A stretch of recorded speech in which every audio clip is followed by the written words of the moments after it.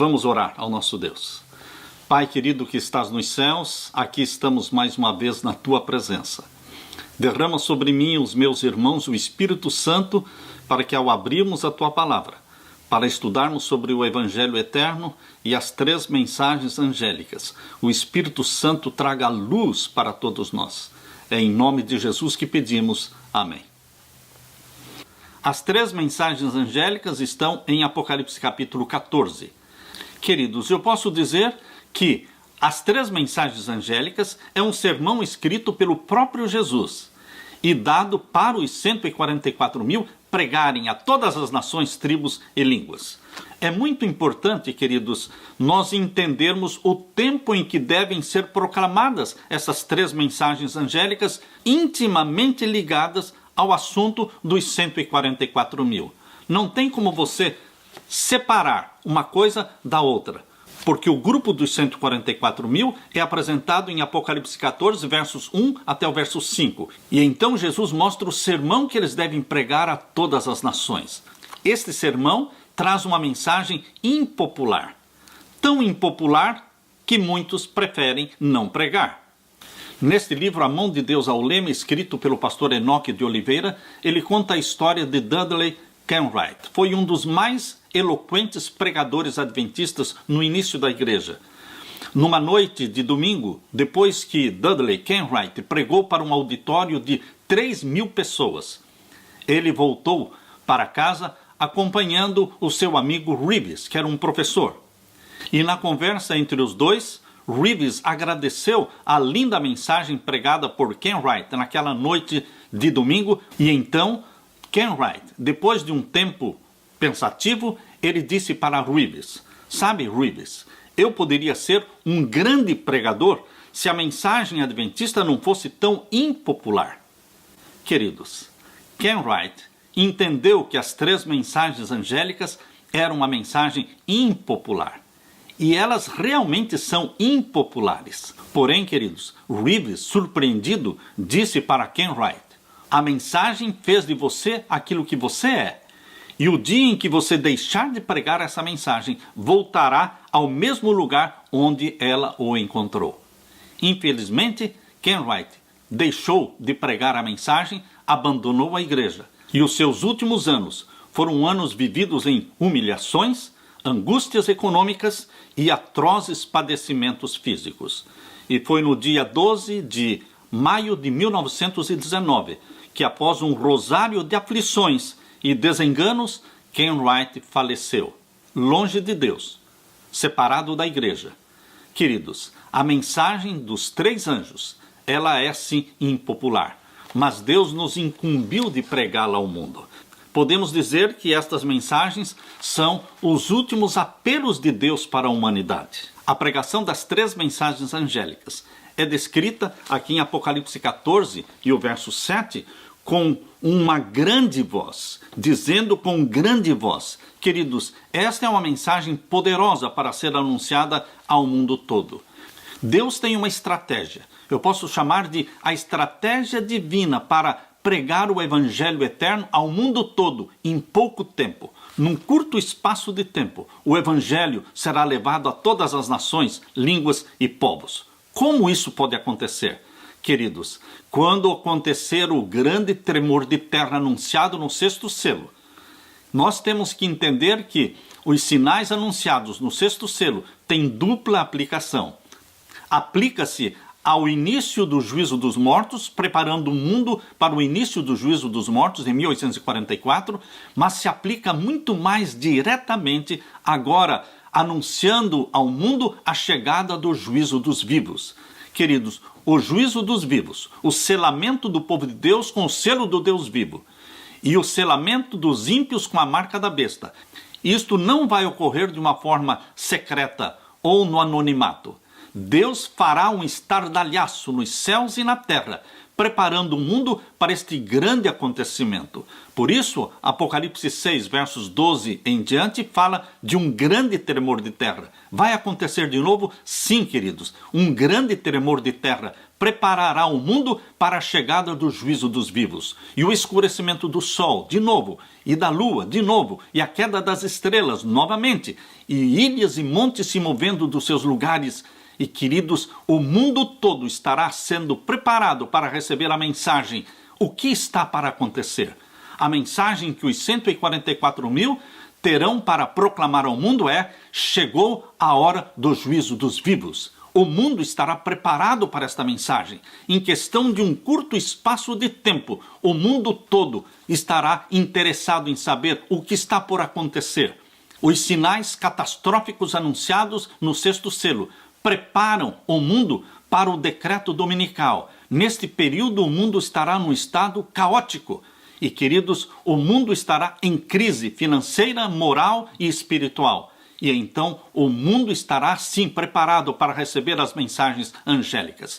As 3 mensagens angélicas deverão ser pregadas agora num curto espaço de tempo, de uma forma tão poderosa, de uma forma compacta, como se as 3 mensagens fossem uma só.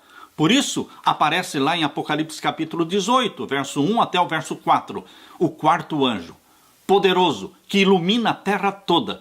E a mensagem é as 3 mensagens angélicas de forma compacta, como se fosse uma só, dizendo: caiu, caiu Babilônia, sai dela, povo meu. E milhões vão sair, milhões vão se unir aos que guardam os mandamentos de Deus e têm a fé em Jesus Cristo. Queridos, essa é a missão que Deus deu para você. As 3 mensagens angélicas são a resposta de Deus para a trindade satânica: a besta que subiu do abismo, Satanás; a besta que subiu do mar, o papado; e a besta que subiu da terra, os Estados Unidos, com o protestantismo apostatado. As 3 mensagens angélicas, elas são pregadas em oposição a esses 3 poderes.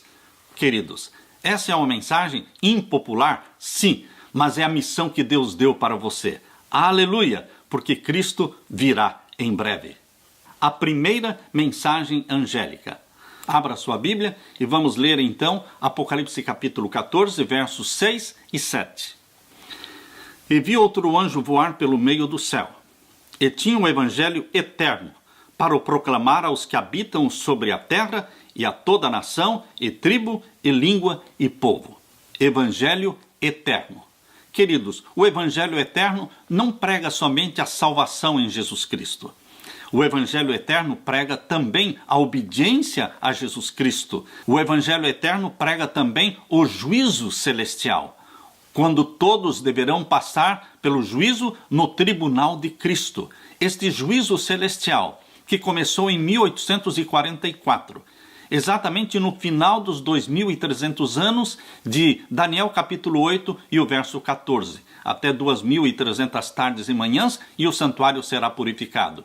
No final das 2.300 tardes e manhãs, exatamente no ano de 1844, iniciou o juízo celestial. E no tribunal de Cristo existe uma lei, a lei de Deus, os 10 mandamentos.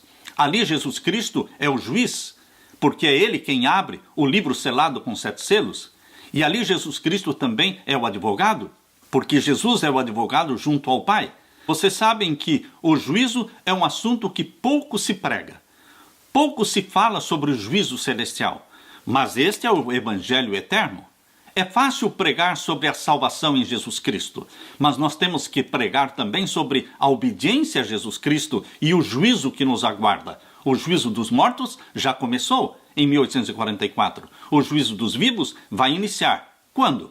Quando for aprovado o decreto dominical em forma mundial. Inicia então o juízo dos vivos. Seus nomes serão mantidos no livro da vida ou serão riscados do livro da vida. Você receberá o selo do Deus vivo, ou então receberá o sinal da besta. Você escolhe. Deus respeita o livre-arbítrio, mas Deus torce para que o maior número possível de homens e mulheres, filhos e filhas de Deus, possam receber o selo do Deus vivo. Aqui lemos agora no verso 7. Temei a Deus e dai-lhe glória, porque vinda é a hora do seu juízo. Temer a Deus não é ter medo de Deus. Temer a Deus é obedecer a Deus, é guardar os seus mandamentos, é reverenciar o seu nome. Temei a Deus e dai-lhe glória. O que é dar glória a Deus? É honrá-lo como Criador dos céus e da terra. Honrá-lo por aquilo que ele é, o eterno, o incriado, o existente por si mesmo. E aqui diz, porque vinda é a hora do seu juízo.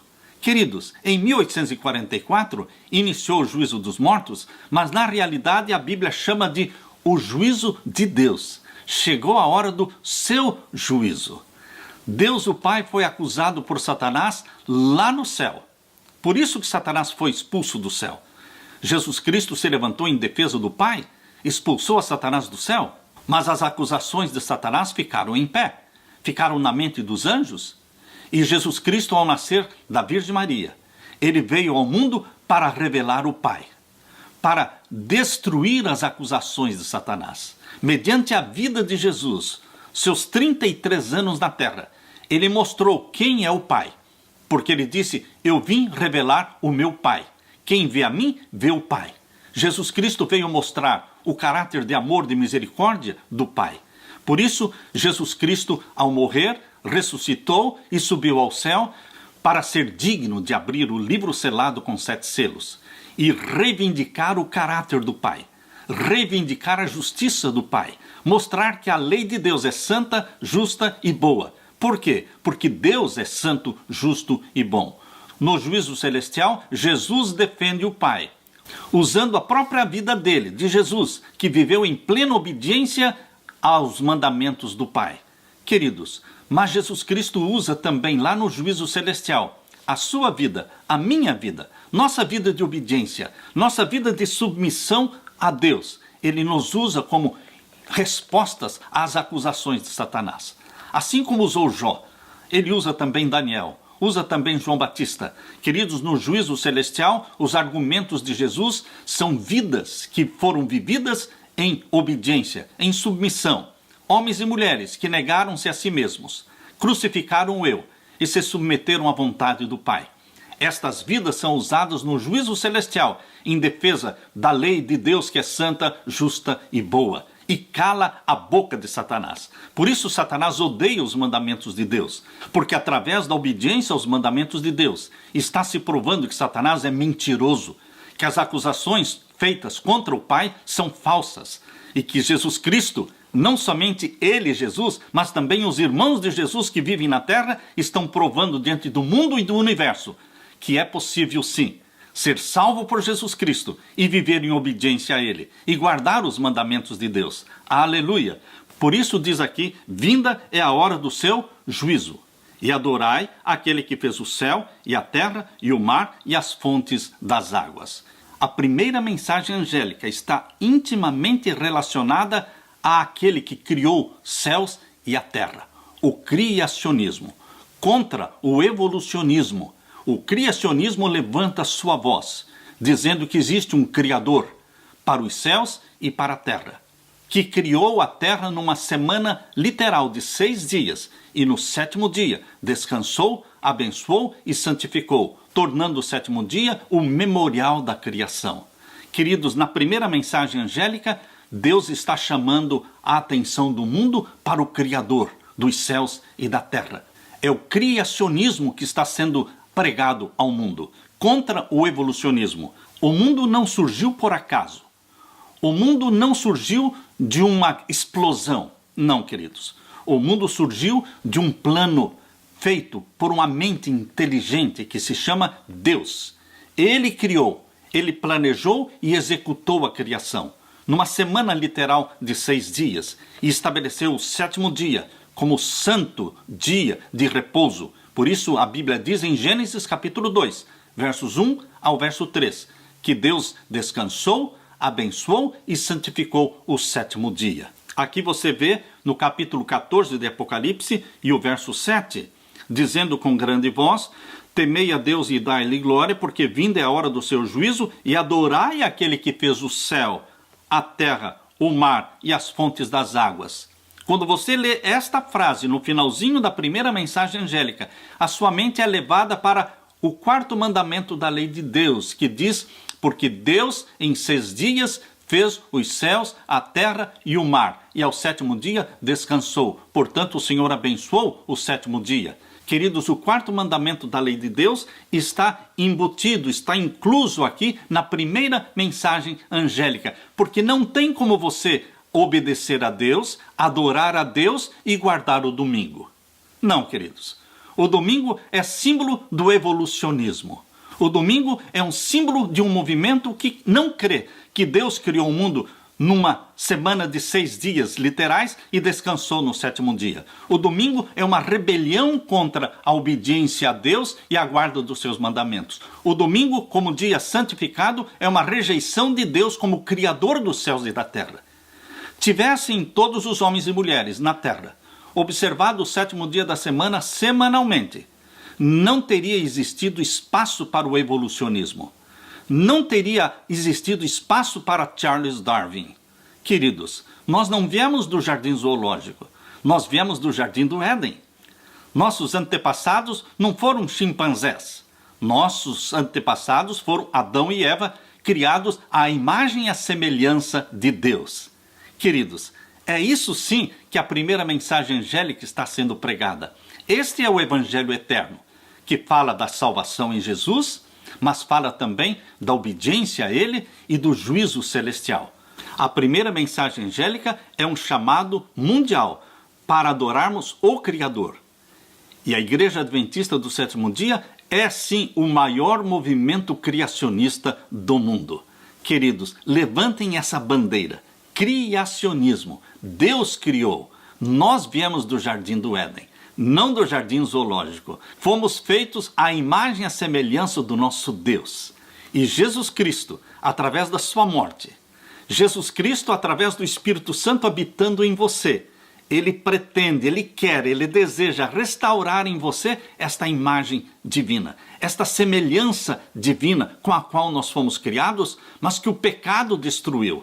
Mas através de Jesus Cristo e da sua graça, através do Espírito Santo habitando em nós, esta semelhança divina, esta semelhança com Jesus Cristo é restaurada em você, porque o Espírito Santo implanta em você e em mim a mente de Jesus, o caráter de Jesus Cristo, o temperamento dele. Nós passamos a pensar e agir como Jesus, a sermos submissos ao Pai, como Jesus sempre foi submisso ao Pai e obediente aos mandamentos. A segunda mensagem angélica. Abra sua Bíblia agora em Apocalipse capítulo 14 e vamos ler o verso 8. Apocalipse 14 e o verso 8. E outro anjo seguiu dizendo: Caiu, caiu Babilônia, aquela grande cidade que a todas as nações deu a beber do vinho da ira da sua prostituição. Queridos, a palavra Babilônia aparece 6 vezes no Apocalipse. Na Bíblia, a primeira referência feita à Babilônia remonta ao tempo de Nimrod. Nimrod, lá de Gênesis capítulo 10, versos 8 a 10, e fala também da Torre de Babel. No idioma babilônico, o nome Babilu, Babel ou Babilônia, significa porta dos deuses. Desde o começo, a cidade de Babilônia era um símbolo da descrença em Deus, no Deus verdadeiro, e um desafio à vontade de Deus. A sua torre, a torre construída por Nimrod, foi um monumento à apostasia, uma cidadela de rebelião contra Deus. Babilônia manteve o povo de Deus como cativo, como escravo, por 70 anos, desde o ano 605 a.C. até o ano 536. Vindo Ciro, depois da tomada da cidade de Babilônia, Ciro estabeleceu o império da Medopérsia, e então Ciro promulgou um decreto permitindo o retorno dos judeus para sua pátria. Isso está lá em Esdras capítulo 1. Por isso que nas Escrituras Ciro é usado como um símbolo de Jesus Cristo, que libertou o seu povo de Babilônia. Queridos, novamente, Deus quer que o seu povo saia de Babilônia. Novamente, aqui em Apocalipse 18, você vai encontrar no verso 2 a mesma mensagem do segundo anjo. A mensagem do segundo anjo de Apocalipse 14, verso 8, diz: caiu, caiu Babilônia. E agora aqui a mensagem de Apocalipse 18 e o verso 2, novamente, caiu, caiu Babilônia. Leia comigo. Capítulo 18 de Apocalipse, verso 2. E clamou fortemente com grande voz, dizendo: caiu, caiu a grande Babilônia, e se tornou morada de demônios e morada de todo espírito imundo e covil de toda ave imunda e aborrecível. Queridos, Deus quer que o seu povo saia de Babilônia. No passado, depois de 70 anos como cativos em Babilônia, Deus pediu que o seu povo saísse, e pelo decreto de Ciro, muitos saíram. Mas muitos mais ficaram em Babilônia. Nunca saíram de Babilônia. O povo de Deus, naqueles 70 anos em Babilônia, o povo de Deus aprendeu a amar Babilônia, viver confortavelmente ali e se recusaram voltar para Jerusalém e começar tudo do zero. Queridos, assim também a história se repete. Muitos filhos e filhas de Deus estão em Babilônia. E Deus quer que o seu povo deixe Babilônia e não sofra as pragas que cairão sobre ela. Por isso, aqui no capítulo 18, verso 4 diz: E ouvi outra voz do céu que dizia: Sai dela, povo meu, para que não sejas participante dos seus pecados e para que não incorras nas suas pragas. Quando Deus diz: Sai dela, povo meu, é porque existe um povo meu. Existe um povo de Deus presente em Babilônia. E onde está a maioria dos salvos? Onde está a maioria dos filhos e filhas de Deus? Se não em Babilônia. Por isso Deus está clamando, falando: Sai dela, povo meu. Esta é a segunda mensagem angélica, mas está sendo repetida aqui na voz do quarto anjo. Apocalipse 18 é conhecido como o quarto anjo, que prega as 3 mensagens angélicas como se fosse uma só, de forma compacta, de forma poderosa, para produzir a maior conversão de todos os tempos. Justo antes do fechamento da porta da graça, haverá sim a maior conversão de todos os tempos. Justo antes da porta da graça se fechar, essa mensagem será proclamada poderosamente pelos 144 mil discípulos de Jesus, batizados pela chuva serôdia do Espírito Santo, dizendo: Sai dela, povo meu. E uma multidão se unirá aos que guardam os mandamentos de Deus e têm a fé em Jesus Cristo.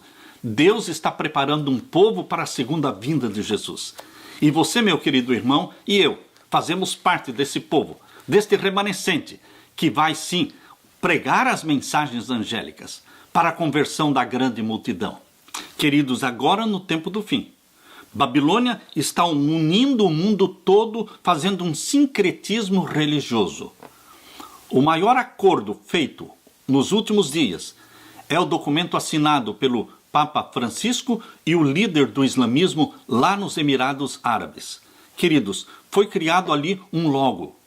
O logo mostrando a lua, a meia-lua, e dentro da meia-lua a cruz de Cristo. Mostrando a fusão, o sincretismo, a união do cristianismo com o islamismo. E a nova religião sendo propagada para o mundo se chama Chrislam. Chrislam, a união do cristianismo com o islamismo. Será que é isso que Jesus Cristo deseja? Jesus Cristo diz: Eu sou o caminho, a verdade e a vida. Ninguém vem ao Pai senão por mim. Queridos, só Jesus nos leva para o céu. Não Maomé, não Buda. Só Jesus Cristo nos leva para o céu. E Jesus Cristo tem sim 10 mandamentos. E esses 10 mandamentos o Espírito Santo escreve no coração de todos os que são salvos pela graça de Jesus Cristo. Queridos, nós estamos vivendo num tempo em que o mundo todo está bebendo do vinho de Babilônia. Todos os ensinamentos, as doutrinas falsas de Babilônia estão sendo ministradas para o mundo. O mundo está bebendo deste vinho. Em que consiste o vinho de Babilônia, que está sendo dado a beber para todas as nações e para todas as igrejas? Pense um pouco. Primeiro, a tradição e a autoridade da igreja estão acima da Bíblia. Isto faz parte do vinho de Babilônia. Colocar a tradição acima da Bíblia. Número 2, o batismo infantil. Número 3, a adoração de Maria e dos santos. Número 4, a imortalidade da alma. Esta doutrina da imortalidade da alma, que morre o corpo, mas a alma continua viva, está sendo ensinada por Babilônia e está sendo aceita por todas as filhas de Babilônia e também por todas as religiões não cristãs. Essa imortalidade da alma é que une todas as religiões debaixo do guarda-chuva do papado. Mas a Bíblia não ensina a imortalidade da alma. A Bíblia diz: toda alma que pecar, essa morrerá. A nossa alma morre. Sim, queridos, a imortalidade da alma está unindo católicos, protestantes, espiritismo e religiões não cristãs. Mas nós cremos no que a palavra de Deus ensina, que ao morrermos, estamos dormindo no pó da terra, um sono inconsciente, até que sejamos despertados pela voz de Deus. E então ressuscitaremos.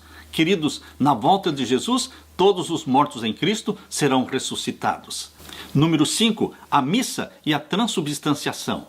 Número 6, a confissão dos pecados ao sacerdote. Número 7, a penitência. Número 8, o purgatório. Número 9, a infalibilidade papal. E número 10, o caráter sagrado do domingo. Isto tudo, queridos, pode ser chamado de vinho de Babilônia. A segunda mensagem angélica é uma profecia. Caiu, caiu Babilônia. A Babilônia literal caiu e se tornou morada de chacais e de aves imundas. Assim também a Babilônia espiritual do Apocalipse, que se chama Roma. Roma é a Babilônia espiritual do Apocalipse. Ela vai cair. E Deus está dizendo, sai dela, povo meu. Por quê? Porque Deus ainda tem uma multidão de filhos e filhas sinceros que ainda estão em Babilônia. Por isso o chamado de Deus, sai dela, povo meu. A terceira mensagem angélica. Abra agora a sua Bíblia em Apocalipse capítulo 14 e vamos ler os versos 9 em diante. Apocalipse 14, versos 9 em diante. E seguiu-os o terceiro anjo, dizendo com grande voz: se alguém adorar a besta e a sua imagem, e receber o sinal na sua testa ou na sua mão. Estão percebendo que a terceira mensagem angélica é mais uma profecia que precisa ser pregada? Não estamos olhando para o passado. Isso aqui é uma profecia que vai se cumprir agora no futuro.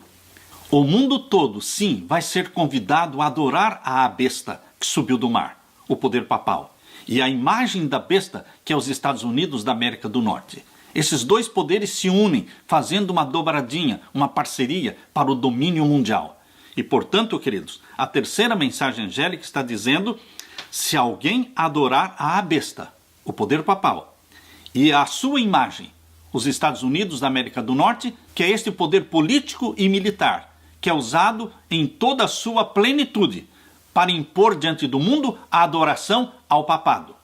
Por isso a mensagem é muito clara: se alguém adorar a besta e a sua imagem, e receber o sinal na sua testa ou na sua mão, o domingo será imposto como um dia obrigatório de guarda.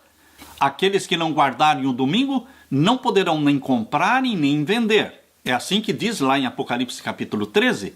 Abra sua Bíblia em Apocalipse 13 e o verso 17. Aqui diz: para que ninguém possa comprar ou vender, senão aquele que tiver o sinal, ou o nome da besta, ou o número do seu nome. Aqui há sabedoria. Aquele que tem entendimento, calcule o número da besta, porque é o número de um homem, e o seu número é 666, 666. Queridos, a terceira mensagem angélica faz alusão direta a Apocalipse 13, verso 17 e verso 18. Por isso diz aqui: se alguém adorar a besta e a sua imagem e receber o sinal na sua testa ou na sua mão, não é o chip, mas é o domingo como dia sagrado.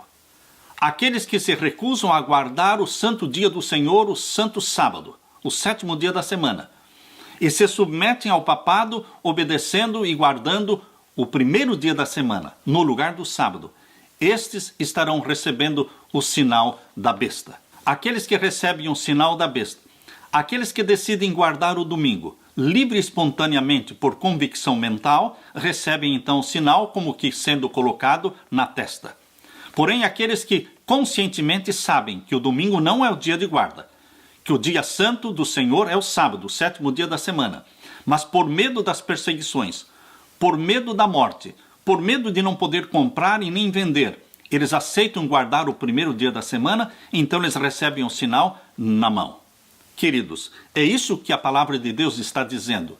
E o verso 10 continua a terceira mensagem angélica no verso 10.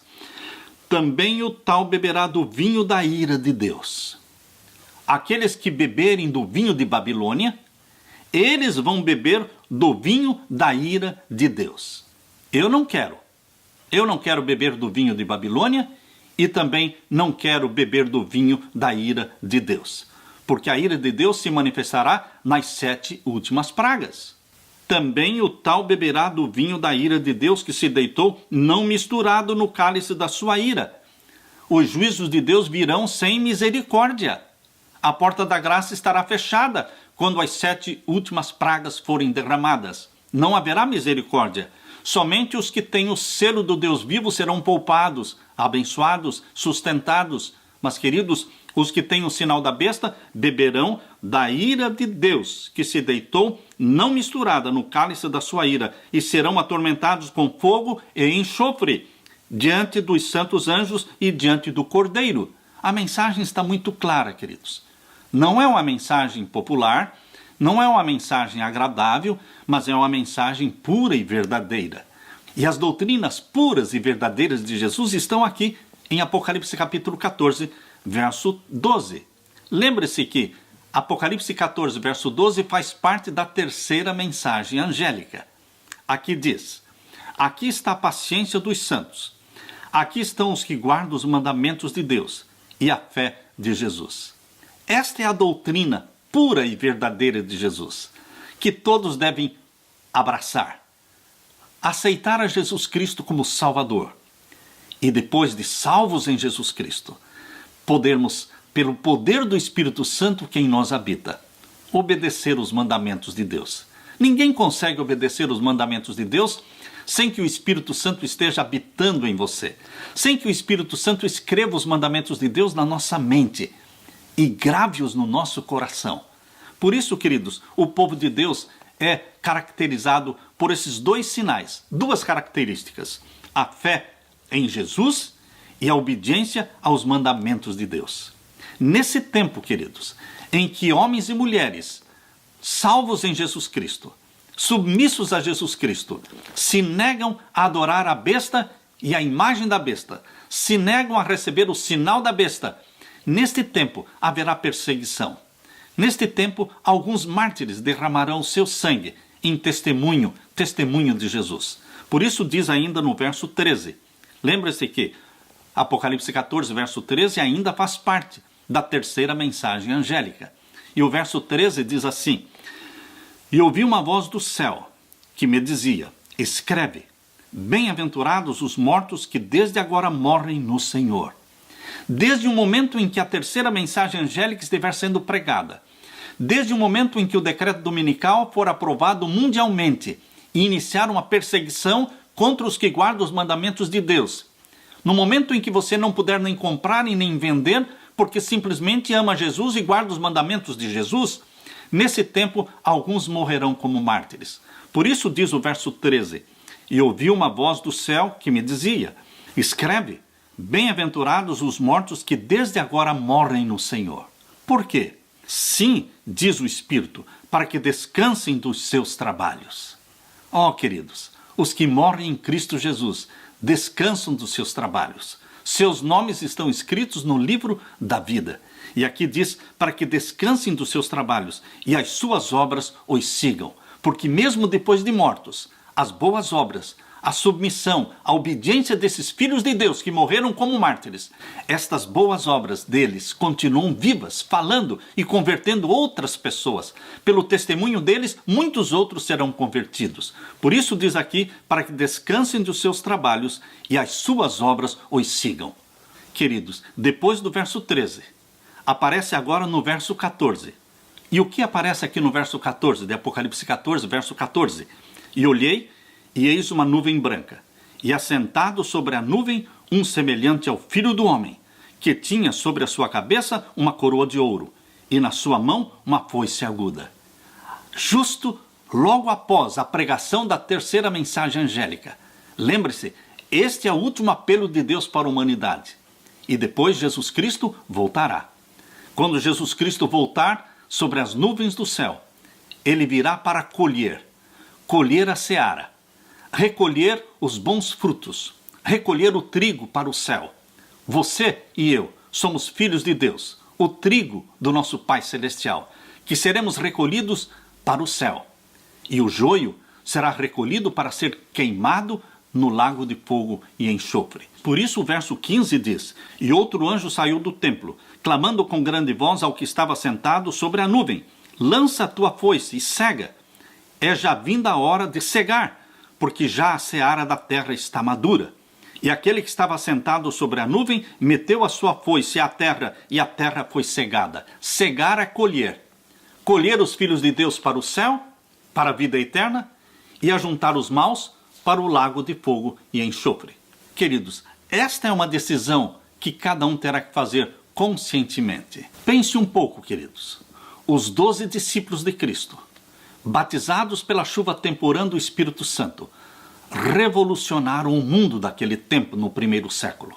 Queridos, 12 discípulos, batizados pelo Espírito Santo, a chuva temporã do Espírito Santo, abalaram o mundo com a mensagem de Jesus. Mas agora, no tempo do fim, não 12 discípulos, mas 144 mil discípulos, batizados pela chuva temporã e batizados também pela chuva serôdia do Espírito Santo, abalarão o mundo, preparando o mundo para a volta de Jesus. Este é o desafio de Deus para você: ser batizado pela chuva serôdia do Espírito Santo e preparar um povo para a segunda vinda de Jesus. Que Deus derrame sobre você, meu querido irmão, o Espírito Santo, e que você fique com a paz de meu Senhor Jesus Cristo. É a minha oração. Amém.